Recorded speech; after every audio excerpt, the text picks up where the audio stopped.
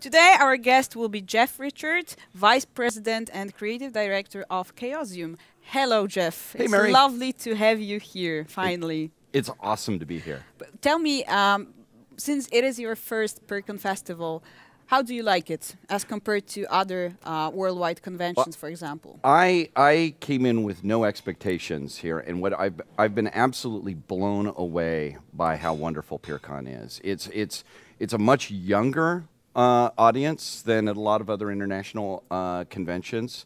You know, you don't have there's not a whole lot of people in my age bracket hanging around here at Pyrkon, as opposed to at a lot of North American conventions. And what I really like is, you know, besides the fact that everybody is so incredibly friendly, but you have cosplayers, you have board gamers, you have role-playing gamers, you have card players, you have people that are just generally interested in geeky stuff, and they haven't, I say this as an outsider, but as far as I could tell, they haven't segregated into their own little camps, but they're all moving amongst various other groups, which I think is wonderful and refreshing, and this is a great convention. I'm amazed, blown away. Good to hear that, actually. Very, very, very happy, and we're growing bigger and bigger every year. And that's the other thing I'm really impressed by is how big this is. This really is, I mean, it's comparable in size to any large European, like German or French convention, which is pretty amazing. Lovely, lovely. Jeff, you are the publisher of Call of Cthulhu. You're the lead author of RuneQuest, Hero Quest. Tell me, I know this is a long question, but tell me, what was your actually beginning, your start into game world? How did it all start? A long time ago. We're talking the 1970s. Wow. I was a kid growing up in suburban California, and somebody's older brother had this weird little pamphlet of a game called Chainmail, and he had all these painted miniatures. And Chainmail, for those of you who don't know, is the precursor of what became Dungeons and Dragons.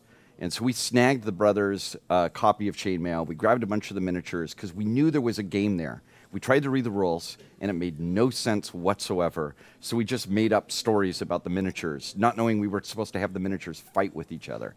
And this has got to be like 1978, when I was like 9 or 10 years old. And I've loved the idea of games as a social activity ever since then. So a long time ago. Goes back a long time. So long, actually, but road to success, right? So right here, you're the head of the Chaosium, and sticking to Call of Cthulhu, because 2019, this is a spectacular and very special year for Polish people, players, especially because of the publishing of the Polish edition, 7th edition. As the Chaosium, you're responsible for Miskatonic repository, right? So an official online collection of user-made content. Correct. Tell me, how does it work? Can anybody be the author of a scenario for Call of Cthulhu? So what the Miskatonic repository, for folk who don't know, this is a section in Drive-Thru-RPG where you can upload a Call of Cthulhu scenario that you've created. There are guidelines and certain requirements. It has to be based on the 7th edition rules, and it can't use anybody else's IP, because, you know, as cool as a Cthulhu Star Wars mashup would be, you know, we probably don't want to get sued for that. But anything, if you have a scenario, you can upload it onto Drive-Thru-RPG, and you can do it in any language that you want, so there's no language restriction to it, and you can put it up for sale, and you pick the price. And then the revenues get divided between yourself, Chaosium, and Drive-Thru-RPG based on a formula that's right there on the website. And it's a great way for the community to be able to create and publish their own scenarios. So yes, I guess the answer is Good. yes. Good to remember, and this is a very important information for content creators of Call of Cthulhu.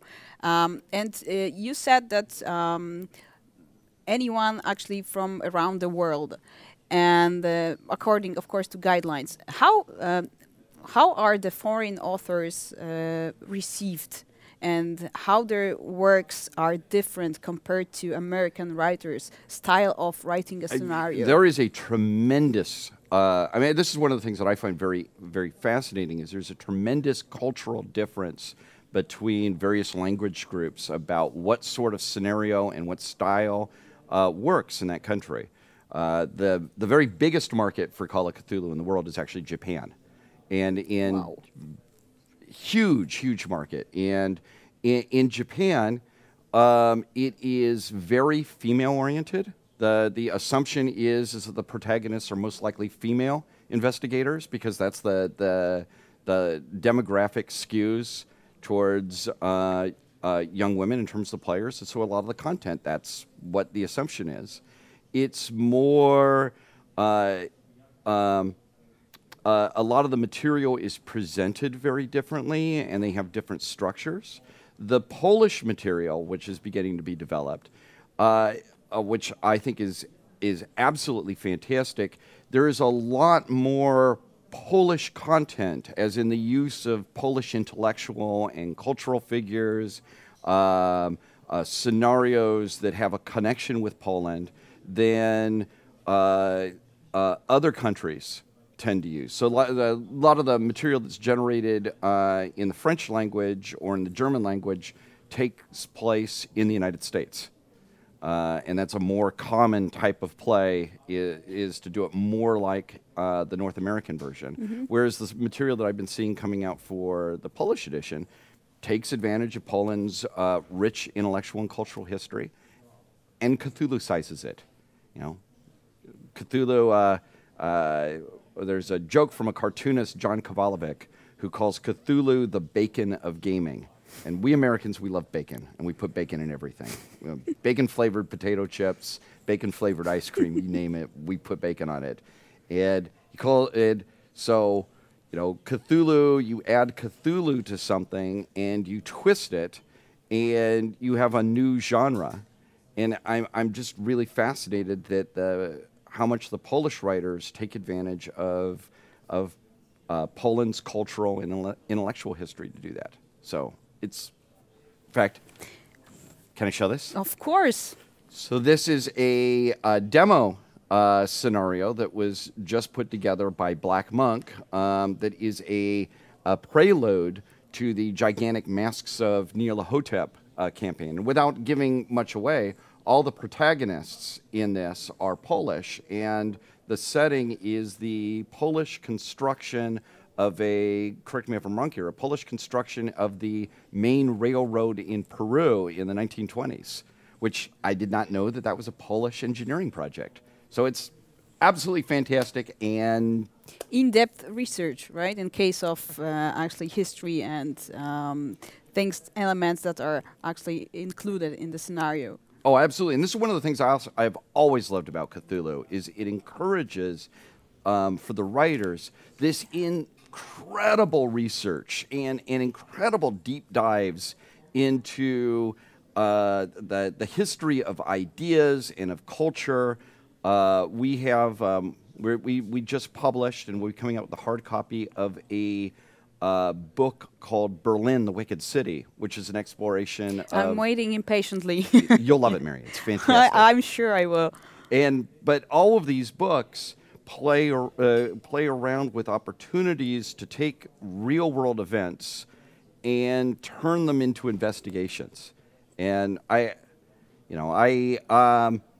probably learned more history from being a Call of Cthulhu fan than I got from my university degree, because it encourages it and incentivizes it. It makes learning fun.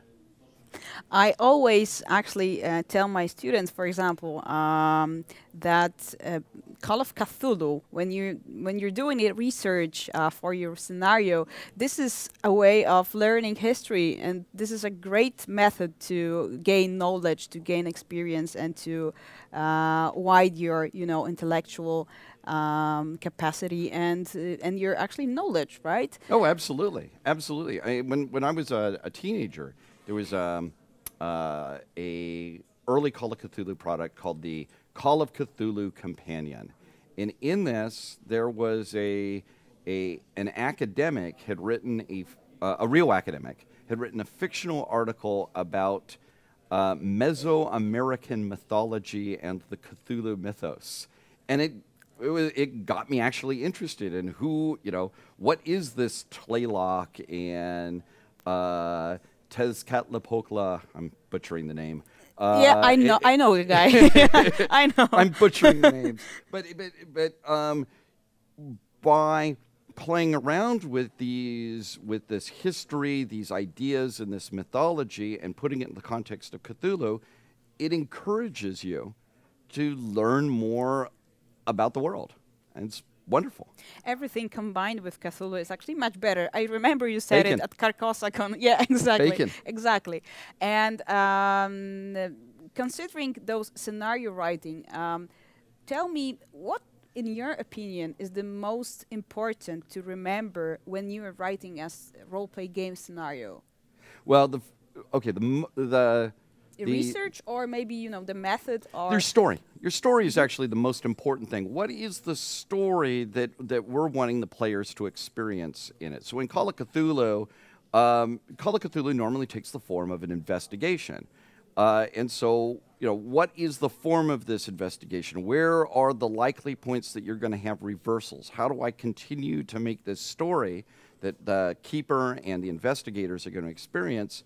How do I keep this interesting and make sure that this is something that will maintain interest for 3 to 4 hours, or maybe 9 to 18 months, depending on what this is? And so the very most important thing is, what is your story? And then the next is, what is the adversary? What is the confrontation? Because all good stories involve a conflict. Yeah. And so what is your conflict? And this applies to Cthulhu. It applies to RuneQuest. One of the things that's wonderful about Cthulhu is, in most cases, your confrontation, your conflict, isn't something you can fight. And so how do I confront this adversary without having a gun battle where I'm going to die at the end of it? Because a gun battle against Great Cthulhu is, well, it's pretty stupid.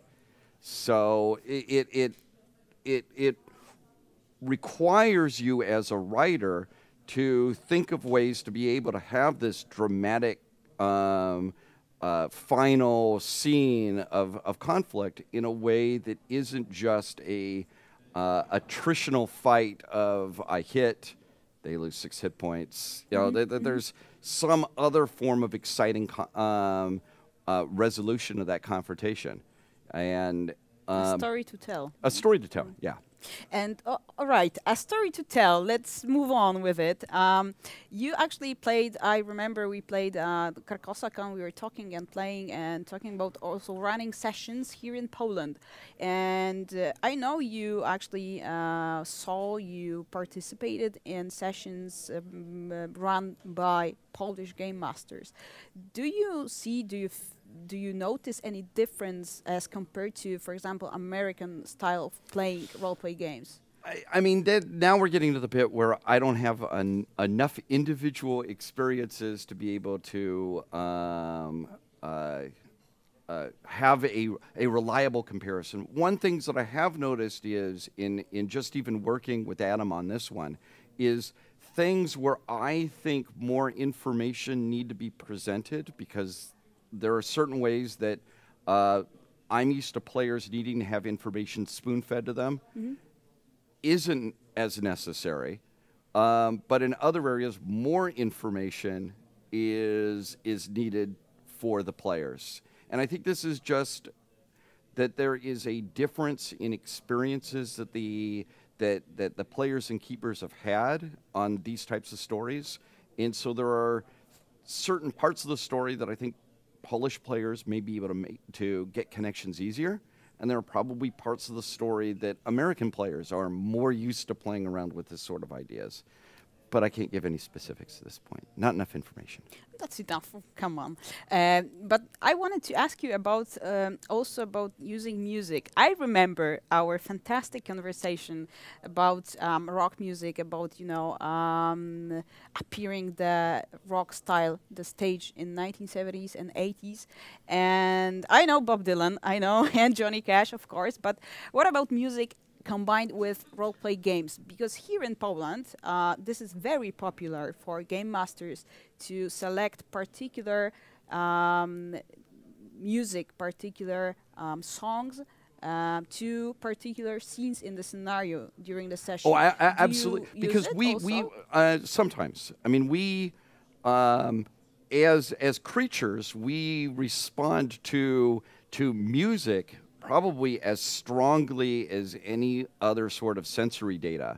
And music can create mood, it can create immediate associations. So, for example, I sometimes in the Berlin, when I was running some scenarios with the, out of the Berlin book, I picked up some cabaret music to get that feeling of Weimar era Berlin. What did it sound like? I remember Liza Minnelli. Yes, it Cabaret. Actually, yeah, Cabaret from 1973. But still, actually, it fits, I think. Oh, absolutely. But music, being able to imagine how a place or a setting sounds, helps immerse you into the play. Now, that's easier to do with Call of Cthulhu because it's pretty much normally set in the 20th century. It can get a bit more difficult if you're running a game set in a Bronze Age fantasy world, because there isn't a tremendous amount of music to choose from there. We have another house game that's another Chaosium game called Nephilim that I've been doing a house campaign, and our Nephilim game is set in the late 60s, early 70s. So we'll have scenes, and I'll put some Velvet Underground on or music from that era because it just enhances the mood. And then you turn it off because nobody wants to talk over music. Yeah, sometimes it happens. Leaving for a minute, the roleplay game topic. Just one question about video game, because Call of Cthulhu, the original video game, appeared in 2018. Yeah, with Focus Home Interactive. Yeah, exactly. I played it. I completed it. It was fantastic in case of the plot. And how is it different for you to work on a video game as compared to... Video game is a very, very different animal than a role-playing game. I mean, a role-playing game, a tabletop role-playing game is sort of like a jazz session. There's a tremendous amount of improvisation of what people do. And you can go off script phenomenally easy in a tabletop game session that is not possible with a video game. A video game, all the possible actions and parameters of what you can do has to be built into the game. And all of your dialogue has to be pre-made. Yeah. And that's the nightmare, is actually that writing of the dialogue beforehand. And I love video games. If you imagine the overlap between a video game and a role-playing game is a Venn diagram, you know, there's definitely an overlap, but it's a smaller overlap than people often assume, even if they create much of the same experience. Yeah, I can understand what you're actually talking, and just imagine how problematic it is sometimes to fit the dialogue into the game, into the quest, while the player is running, and we have to deliver some information. This is, as you said, this is a it's tremendously difficult. Yeah, different animal, as you said, exactly. Jeff, it was nice to have you here. Thank you very much for the interview. I think we have to finish, but enjoy your stay at Pyrkon Festival. Thank you for your time, and we're waiting impatiently for another editions of Call of Cthulhu and for the upcoming Polish edition, 7th edition of the Call of Cthulhu. Thank you so much. It's been a pleasure being here. Thank you very much.